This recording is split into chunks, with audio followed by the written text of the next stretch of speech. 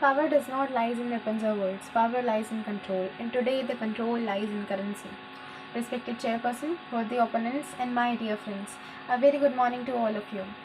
Today, I, Kavanjot Kaur, am standing in front of you to speak strongly in favor of the motion. BRICS nations should reduce dependence on US dollars for trade.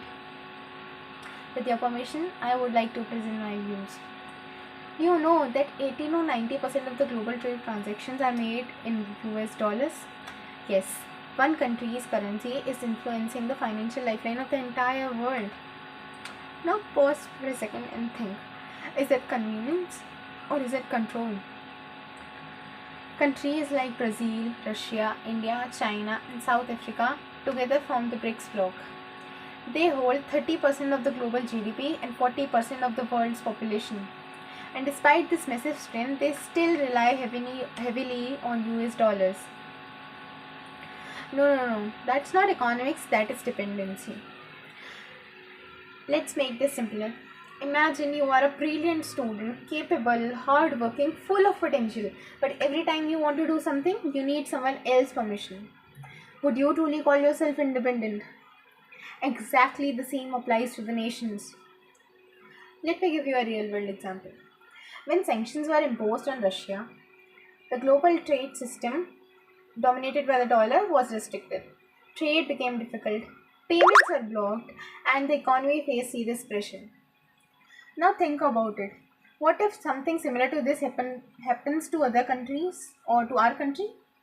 Do we need to sit back and accept it, or we need to prepare for it? Exactly this is why the change has already started. India has begun trading with other countries in rupees to reduce the conversion for a dollar.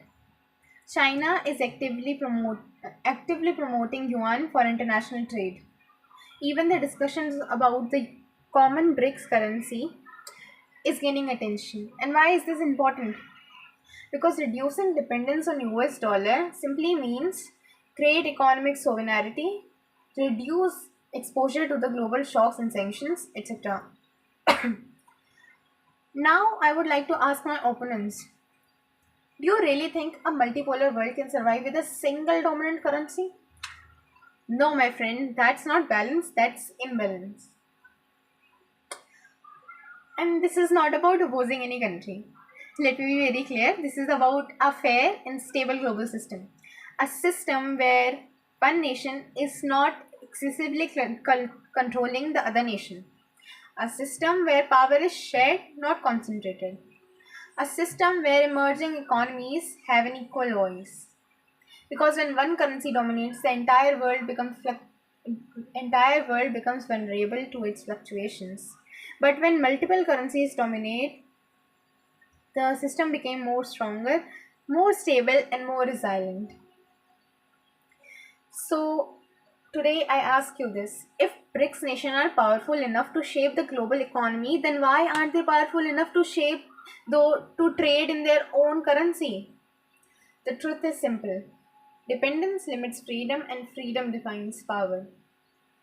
Therefore, I strongly reaffirm my stance. Reducing dependence on US dollar is not just an option, it is a necessity for a balanced and fair global future. With this, I rest my case. Thank you.